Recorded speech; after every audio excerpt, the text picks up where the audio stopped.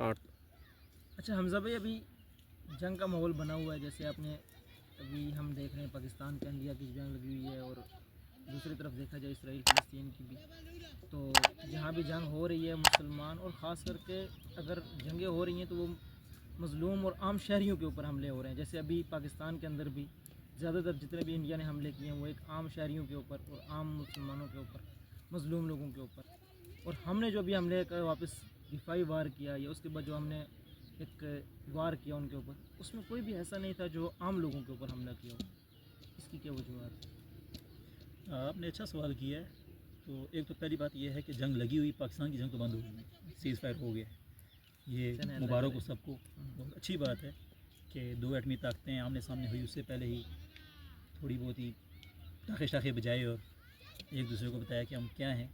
और उसमें पाकिस्तान को, हाँ अल्हम्दुलिल्लाह, पाकिस्तान ने अपना लोहा मनवाया है दुनिया में कि हम कोई आसान लुकमा नहीं है कि आप इतनी आसानी से उसको निगल लेंगे। और जहाँ तक बात है कि हमलों की बात है, कहाँ करते हैं, और आपको ये बात पता होनी चाहिए कि कुफर जितना भी है ना, ये बद किरदार होता है, बदनीयत होता है। और आप की हदीस भी है कि सारे एक साथ इकट्ठे हो जाते हैं। इस्लाम और मुसलमान जो हैं, इनके तो उसूल ये हैं कि ये बच्चों को, औरतों को, बूढ़ों को और ऐसे लोगों को नहीं मारेंगे जो हथियार जिन्होंने न उठाए हों। ठीक है, ये सिर्फ उन्हीं लोगों को मारेंगे जो हथियार उठाते हैं, जो लड़ सकते हों। ठीक है, मतलब ये कि दूसरी तरफ से आप सिंपल अल्फाज में ये समझें कि दूसरी तरफ से जो आपके साथ लड़ने के लिए आ रहे हैं फ़ौज है, उससे आप लड़ेंगे, उसको मारेंगे। ये उसूल है।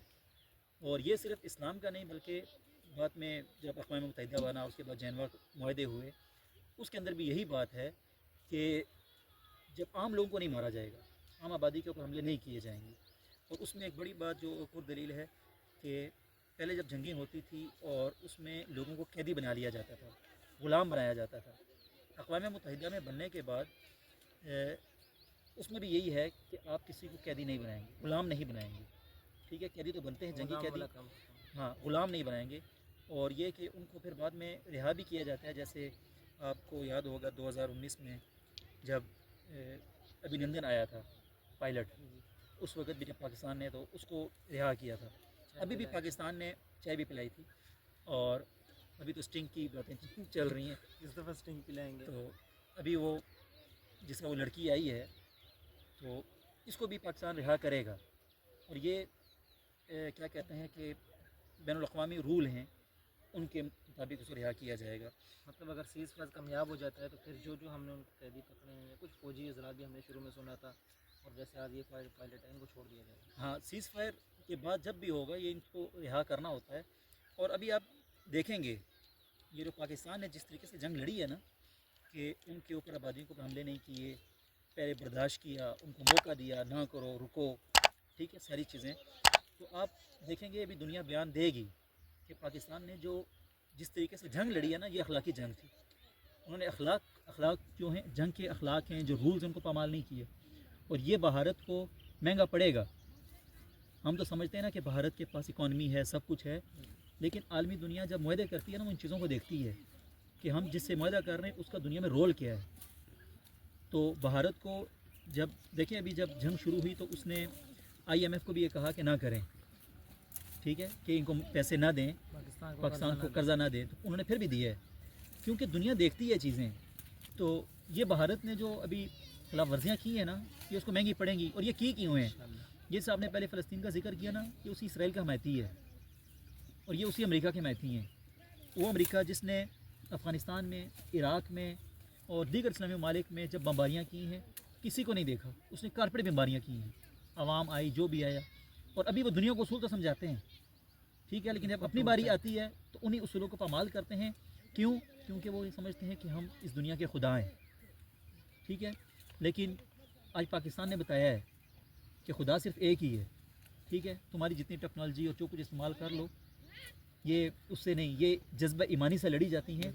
और पाकिस्तान ने आज साबित किया है कि वरना वही मोदी साहब कहते थे अगर हमारे पास राफेल होता तो हम पता नहीं क्या से क्या कर देते, और आज उनकी तादाद 5 हो चुकी है जो पाकिस्तान ने गिराए हैं। और जो ड्रोन उन्होंने इस्तेमाल किए हैं, ये राफेल दुनिया में जो गिरे हैं, पाकिस्तान पहले है जिसने गिराए हैं, اور وہ ڈرون جو اسرائیل دنیا کے سب سے اچھے ڈرون سمجھے جاتے ہیں ان کو پاکستان نے اپنی بندوقوں سے گرا دی ہے.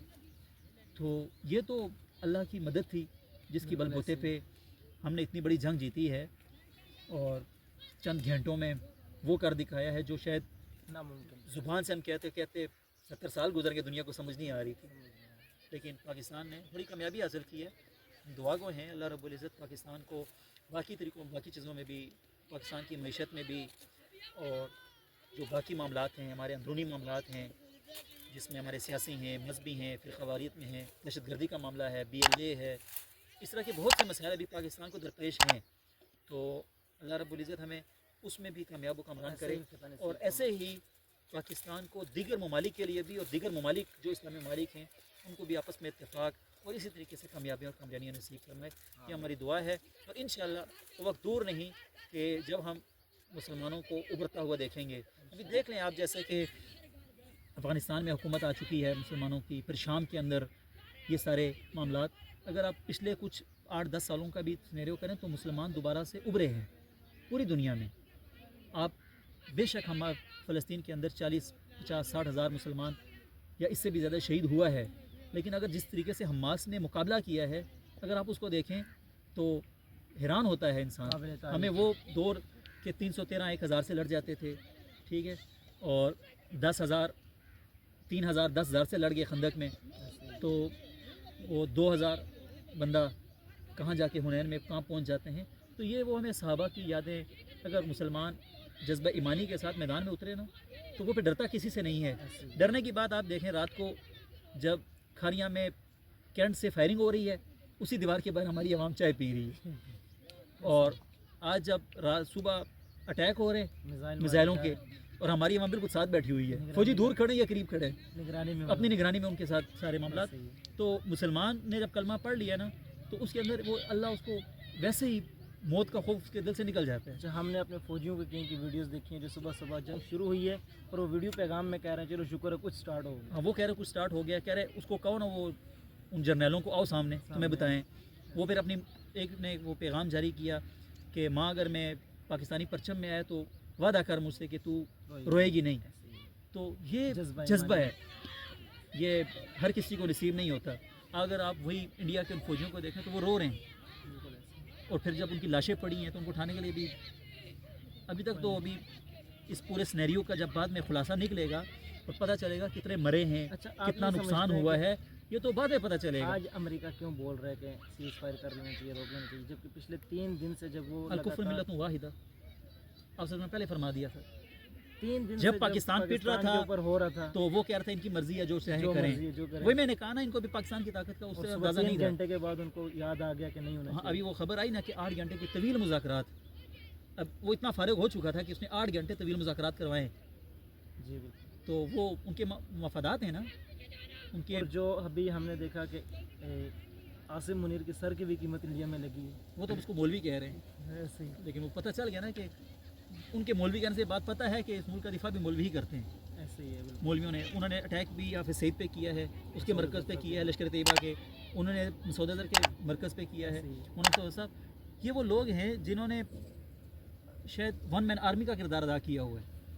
ابھی آپ کو بارہمولہ کی خبریں جب آئیں گی کہ چند فدائین نے کتنے فوجی مارے ہیں, یہ تو ابھی جب باتیں نکلیں گی کچھ دن لگیں گے, جب پورا ڈیٹا سامنے آئے گا تو آپ کو پتہ لگے گا کہ کتنا نقصان ہوا ہے. نہیں مانی ایسے اتنی آسانی سے تو نہیں. وہ جو 3 دن سے بعد ہی نہیں سن رہا تھا اس نے 3 گھنٹوں میں مان گئے. ہاں تو وہ جب ان کو ان کی زبان میں سمجھایا نا تو ان کو اچھی طرح سمجھ آیا.